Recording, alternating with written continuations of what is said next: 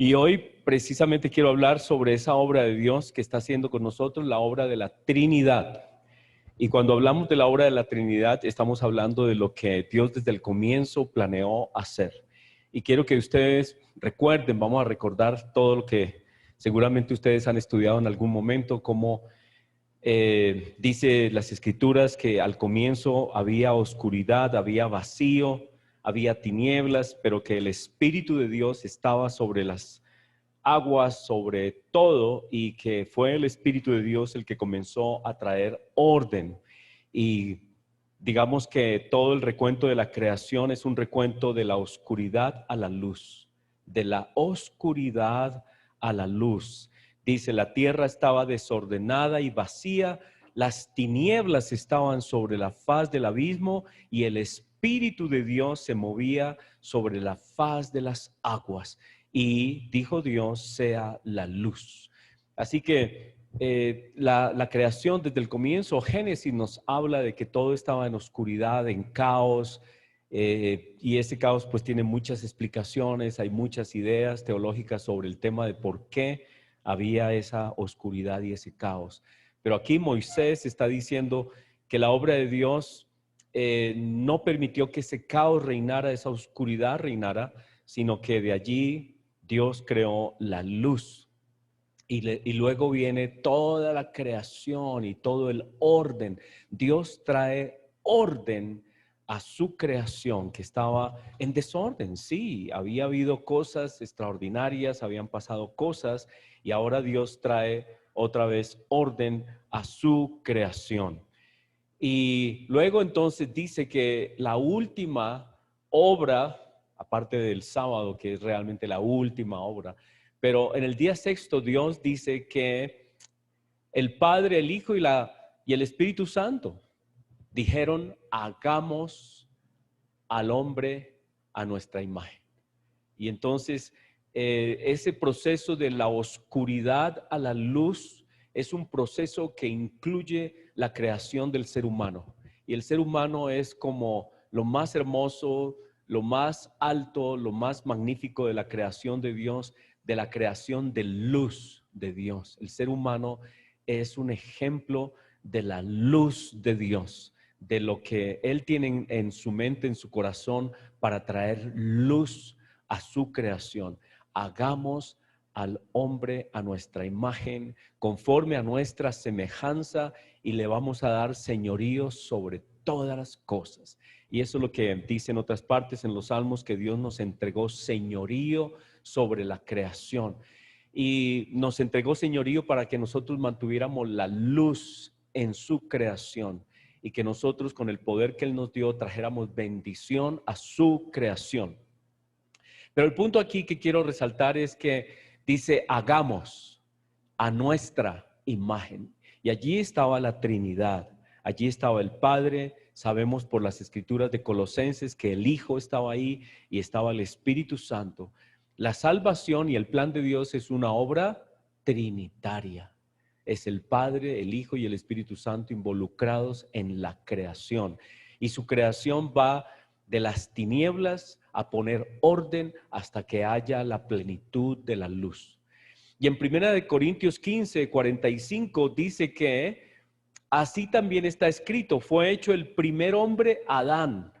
Este hombre Adán era un alma viviente, era de la tierra, es físico. Este primer hombre era un ejemplo, era un comienzo, es lo que nos dicen las Escrituras. Las Escrituras nos dicen que Adán fue el comienzo de la creación espiritual de Dios. Dice, fue hecho el primer hombre Adán, alma viviente, es decir, como a la semejanza de toda la creación material. Incluso algunas personas no ven muchas diferencias entre el ser humano y los animales, pero claro que la hay. Con los animales Dios no tiene ningún plan superior, eterno, de vida eterna, ni ningunas promesas en especial. Los animales fueron hechos para acompañarnos a nosotros, pero el ser humano fue hecho con muchas cosas muy parecidas a cómo funcionan los animales en lo material. Y sin embargo, dice la Escritura que Dios tenía en mente crearnos a su imagen celestial. Y dice, así como hemos traído la imagen del terrenal, traeremos también la imagen del celestial. Esa escritura es impresionante porque nos está diciendo que este es el propósito de Dios y que no se ha comprendido muy bien, tal vez. Seguro habían ya pensado los hombres de Dios a través del tiempo sobre este tema, pero Pablo en 1 Corintios 15:49 deja bien claro, así como hemos traído la imagen de Adán terrenal, traeremos la imagen de Cristo celestial. Y esa es la obra de la Trinidad. Y el Padre nos dice la Escritura, no los podemos encasillar exactamente en cosas que ellos hacen, pero el Padre es como la fuente de todas las cosas en el sentido del origen, de la idea, de todo lo que tenían, el que está a cargo, lo que tenían los planes. Cristo es el que viene a esta tierra y da su vida por nosotros. Él es la salvación y el Espíritu Santo es el que aplica la salvación de Cristo a todos los hombres que creen. Y de hecho es el que nos guía a todos a creer en Cristo. En la siguiente imagen vemos entonces unas escrituras donde nos habla de que toda esta obra que Dios está haciendo es una obra trinitaria. En 2 Corintios 13:14 dice así, 2 Corintios 13:14, la gracia del Señor Jesucristo, el amor de Dios y la comunión del Espíritu Santo sean con todos vosotros. Amén. La gracia del Señor Jesucristo. ¿Por qué creen anoten, por qué creen que por qué creen que Pablo escribe aquí la gracia del Señor Jesucristo? La gracia, porque Él determinó, Él quiso, Él dijo, yo voy, yo iré. Él en algunas escrituras dice, no es que nadie tomó mi vida, es que yo doy mi vida. Él la quiso dar por gracia, por amor a nosotros. Él nos bendijo, Él vino por nosotros. El amor de Dios, porque todo surge de ese amor de la Trinidad, pero al amor del Padre y la comunión del Espíritu, porque dice que el Espíritu Santo es el que pone todo en unión, es el que nos unifica al Padre, al Hijo, es el que aplica la obra de Cristo. La comunión del Espíritu Santo es lo que nos hace unos, lo que nos hace hermanos, lo que nos hace de un solo propósito. La gracia del Señor Jesucristo, el amor de Dios y la comunión del Espíritu Santo sea con todos vosotros. Amén. Y Pedro dice lo mismo. Pedro, capítulo 1, versículo 2 dice, elegidos según la presciencia. Y estuve buscando esa palabra presciencia y es las cosas que Dios sabía por anticipado. Es decir, Dios desde el comienzo lo vio, desde el comienzo lo imaginó, vio el resultado de todas las cosas y todo lo que ha estado pasando es ese plan perfecto de Dios desde la eternidad con nosotros. Él está a cargo, Dios está a cargo, dice, elegidos, nosotros hemos sido elegidos según el plan de Dios Padre, en la santificación del Espíritu. Y el Padre vio la obra del Espíritu Santo con nosotros, su máxima creación, hechos a su imagen, para obedecer, es decir, nos llamó para que seamos a su semejanza, en su carácter, en su manera de pensar, en el amor que Él tiene, para obedecer y ser rociados con la sangre de Jesús, santificados con la sangre de Cristo, separados para bien, para esta obra por la sangre de Cristo. Gracia y paz os sean multiplicados. Así que Pedro dice, esta es una obra trinitaria, elegido según la presciencia de Dios Padre, en santificación del Espíritu, para obedecer y ser rociados con la sangre de Jesucristo. Gracia y paz os sean multiplicadas. Y luego segunda de Tesalonicenses, que es una escritura que Andrés Felipe leyó el domingo pasado. Segunda de Tesalonicenses 2:13 dice, porque Dios Padre, os ha escogido desde el principio para salvación mediante la santificación por el Espíritu y la fe en la verdad. Y puse allí verdad con mayúscula porque la fe es en Cristo, que Él es la verdad, para que alcancéis la gloria de nuestro Señor Jesucristo.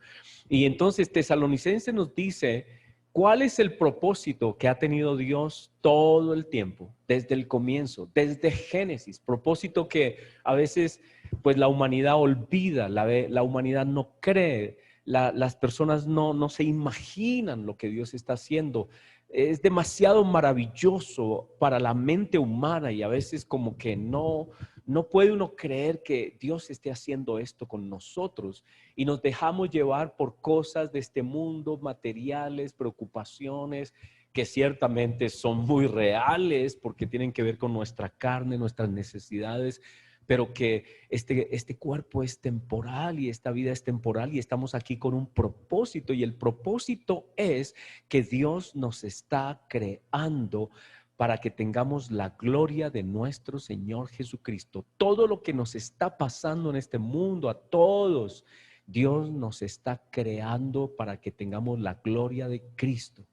Todo hecho, todo lo que sucede, toda circunstancia, todo lo que pasa, todo sufrimiento, toda bendición, toda angustia, todo lo que sea, dice Dios que Él lo está usando para hacernos a la gloria de nuestro Señor Jesucristo. Y que Dios, dice este versículo, Dios Padre nos escogió desde el principio, desde el comienzo Dios tuvo ese plan. Dios se imaginó este plan con nosotros desde cuando dijo, hagamos al hombre a nuestra imagen y semejanza. Y allí está diciendo que su plan es no solamente con la obra del ser humano físico, sino su plan es su obra con nosotros en el mundo espiritual, en un ser espiritual que hará de cada uno de nosotros, porque Dios os ha escogido desde el principio para salvación, mediante la santificación por el Espíritu. El Espíritu es el que obra en nosotros, nos transforma, nos guía, nos llama, nos da arrepentimiento, nos da conciencia de pecado. Es el que nos lleva a clamar al Padre, a buscar a Dios. Y es el que nos ayuda a comprender la verdad. ¿Para qué? ¿Cuál es el propósito? Para que alcancemos la gloria de nuestro Señor Jesucristo. Así que esa es la obra trinitaria. Es la obra del Padre, es la obra del Hijo, es la obra del Espíritu. No hay división en ellos. Dios Padre no está por un lado, Cristo no está por otro lado, el Espíritu Santo no está haciendo otra obra distinta. No, ellos están haciendo una sola obra.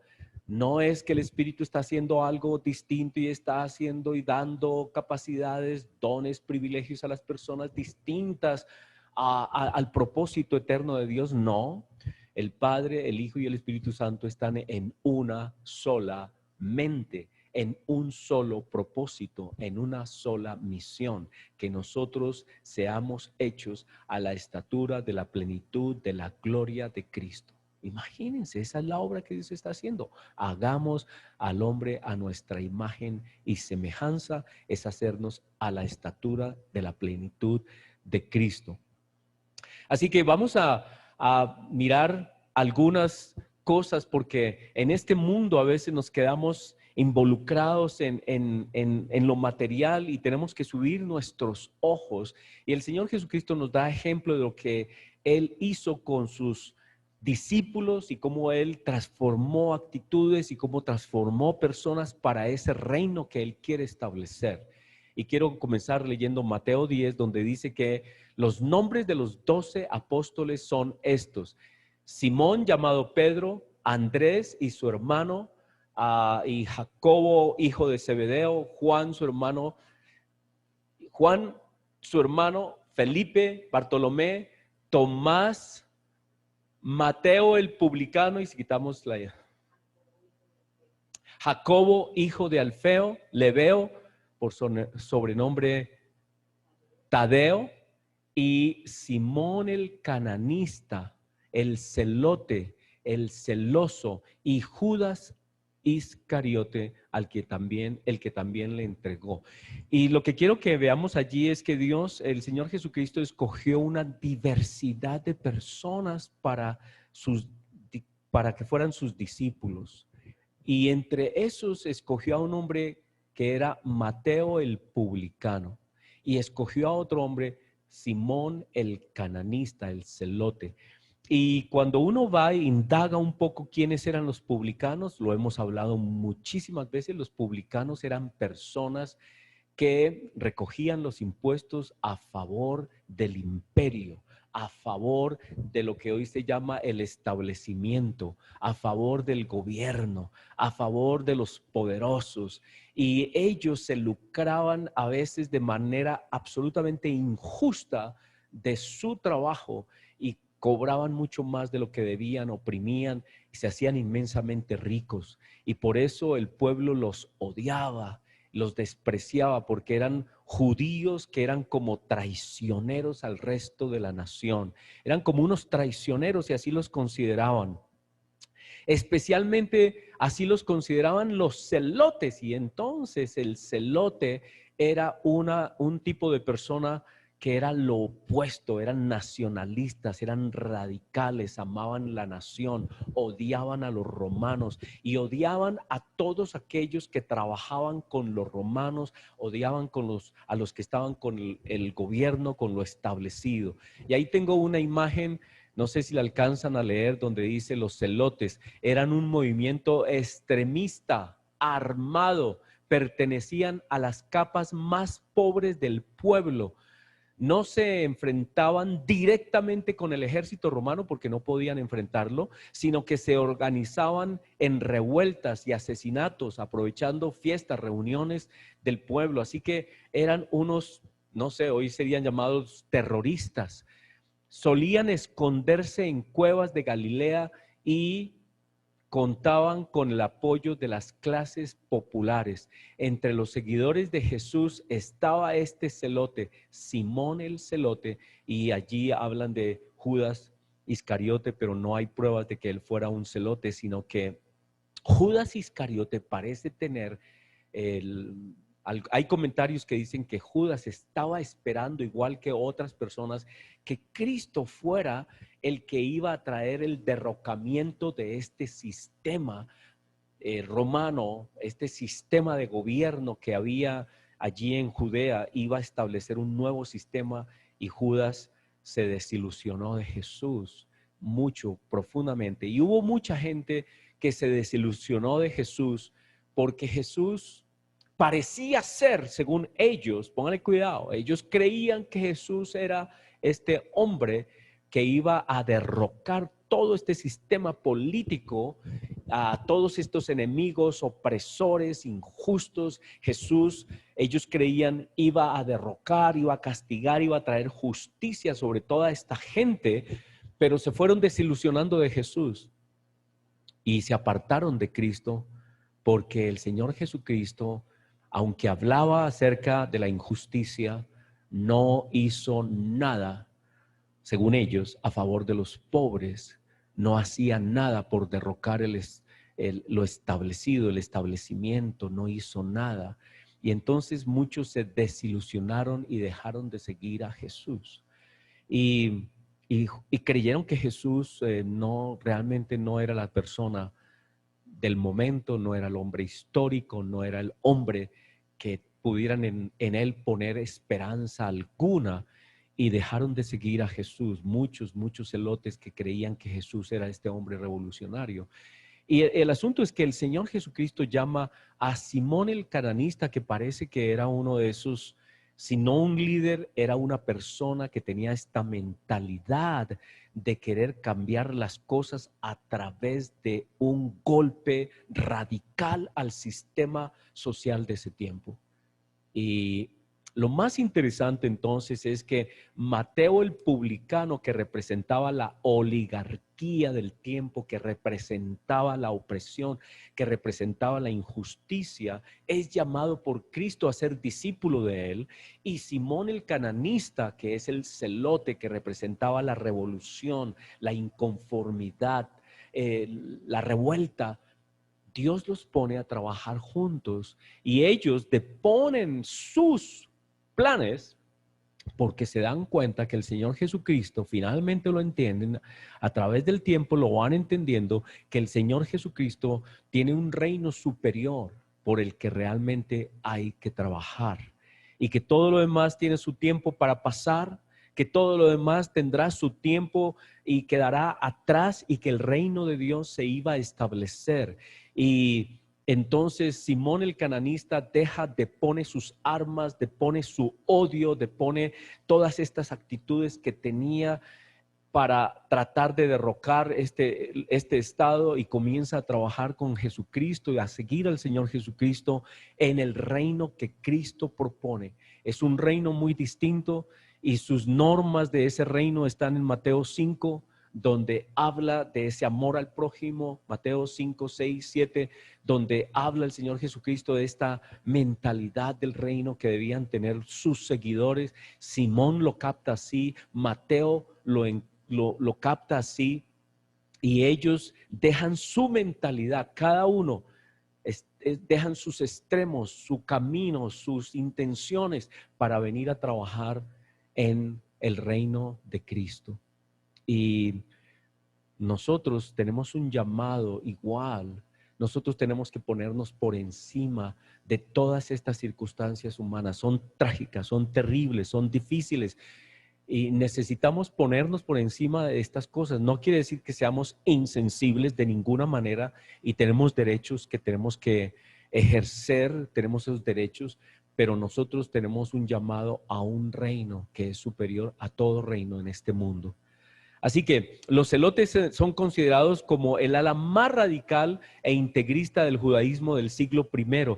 Y el historiador de fines de este siglo I, Flavio Josefo, responsabiliza en sus escritos a su intransigencia nacionalista de la destrucción del segundo templo de Jerusalén por las tropas romanas comandadas por Tito en el año 70, porque dice Josefo que debido a esta insurrección, los romanos vinieron a destruirlo absolutamente todo. Así que, entonces, Dios nos viene y nos transforma, Dios viene y nos cambia, Dios nos da una visión superior. Dios nos dice, usted ha sido llamado para que participe de un reino eterno y usted en este tiempo tiene que vivir por los principios de ese reino. Y nosotros necesitamos creer que Dios nos está capacitando para otro reino, no de este mundo, con unas normas y unas leyes que superan a todos los egoísmos, rabias, odios, violencias, maldades, asesinatos e intrigas de lo que sucede en la política del mundo. Y Dios nos llama a un reino distinto, donde los principios de su reino son absolutamente distintos. Cristo es el Rey siervo y Él quiere que nosotros tengamos la misma actitud de Él. Y en Juan 3 nos da ese ejemplo de cómo Dios transforma a una persona y no es solo aquí Dios, es la Trinidad. Quiero que ustedes vean la Trinidad hoy en este capítulo de Juan 3. Juan capítulo 3 es el relato de Cristo y Nicodemo y lo vamos a leer, lo quiero leer rápidamente, ese capítulo del 1 al 21. Dice, había un hombre de los fariseos que se llamaba Nicodemo. ¿Quién era? De los fariseos, otro de los actores que habían de la sociedad en ese tiempo. Era un fariseo. Ellos también tenían su mentalidad, así como la mentalidad de los publicanos era una, la mentalidad de los celotes era otra, la de los fariseos era otra. Ellos tenían sus propios deseos, ambiciones, ellos tenían sus propios planes políticos, económicos, de control, de poder. Y viene uno de ellos a hablar con el Señor Jesucristo y le dice así, llamado Nicodemo, y era un principal entre los judíos. Y vino a Jesús de noche y le dijo, Rabí, sabemos que has venido de Dios como maestro, porque nadie puede hacer estas señales que tú haces si no está Dios con él. Respondió Jesús y le dijo, de cierto, el que no naciere de nuevo no puede ver el reino de Dios. Y entonces es el mismo evangelio, es el mismo tema, es la misma amonestación que Cristo le hace también a Mateo el publicano, a Simón el cananista: si no naces de nuevo, si tú no depones estos deseos de creer que es aquí en este tiempo y en este momento. No es en este tiempo, no es en este momento. Viene un reino y en ese reino necesitas tener otra mentalidad. Necesitas tener otra forma de pensar. Es una forma de pensar que viene del Espíritu. Nicodemo le dijo: ¿cómo puede un hombre nacer siendo viejo? ¿Puede acaso entrar por segunda vez en el vientre de su madre y nacer? Respondió Jesús: de cierto te digo, el que no naciere del agua y del Espíritu no puede entrar en ese reino, en el reino de Dios. Y entonces dice que es a través de la conversión, que es a través del arrepentimiento, que es a través de la entrega completa en fe a la obra de Cristo que podemos entrar a ese reino, y que es a través del bautismo donde confesamos nuestra profunda necesidad de Cristo.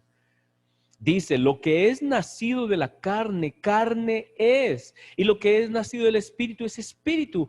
El mundo es el mundo, el Espíritu es el Espíritu, es otra cosa. Y lo que yo estoy haciendo, lo que Dios estaba haciendo, era algo del Espíritu. No te maravilles de que te dije, os es necesario nacer de nuevo. El viento sopla de donde quiere y oye su sonido, mas ni sabes de dónde viene ni a dónde va.